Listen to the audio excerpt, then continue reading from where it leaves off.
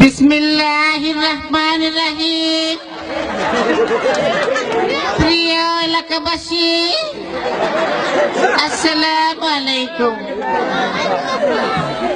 আমি এর আগেও আপনাদের এলাকায় এসেছি আপনাদের পুত্রবধূ হওয়ার কারণে।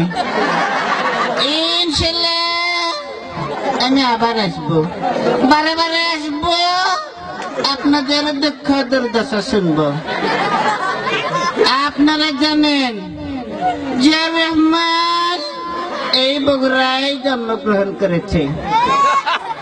আমি বলতে চাই যে বগুড়ায় জিয়াউর রহমান জন্ম নিয়েছে, সেই বগুড়ায় আওয়ামী লীগের জায়গা হবে না, হবে না, হবে না।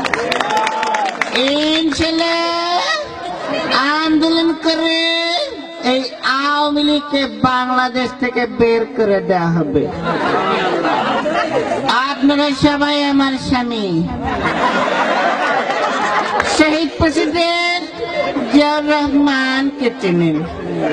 জিয়াউর রহমান আপনাদেরকে বাস দিয়েছিল ঘর বাড়ি করার জন্য। ইনশাআল্লাহ বিএনপি সরকার ক্ষমতায় গেলে একটি নয়, দুইটি নয়, তিনটি করে বাস দেওয়া হবে ইনশাআল্লাহ। আপনারা জানেন এইখানে এই পাশে একটা পুকুর রয়েছে। আমি যদি ক্ষমতায় যাই, এই পুকুর ভরাট করে এখানে স্থায়ী সাংস্কৃতিক অনুষ্ঠানের ব্যবস্থা করব।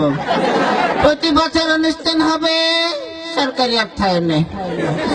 আপনারা গরু, আপনারা ছাগল, আপনারা ভেড়া পালন করে স্বাবলম্বী হবেন ইনশাআল্লাহ।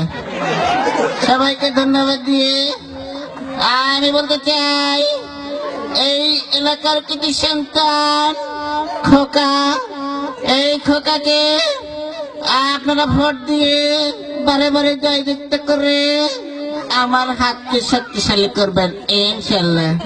সবাইকে ধন্যবাদ। শহীদ প্রেসিডেন্ট জিয়াউর রহমান জিন্দাবাদ। আসসালামু আলাইকুম।